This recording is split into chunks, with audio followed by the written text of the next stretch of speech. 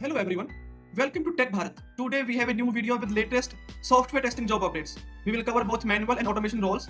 On this channel you will get a daily video with testing job updates. We are here to help you stay informed and improve your job hunting process. Before we dive in, we have one small request. Please like the video, leave a comment and share it with your friends or your family who might need these job updates. We also offer a daily job update service. You will receive a daily text file with fresh job updates on your WhatsApp number.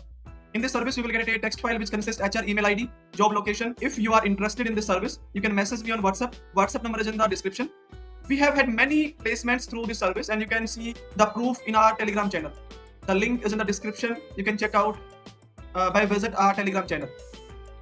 Now let's move to the latest software testing jobs.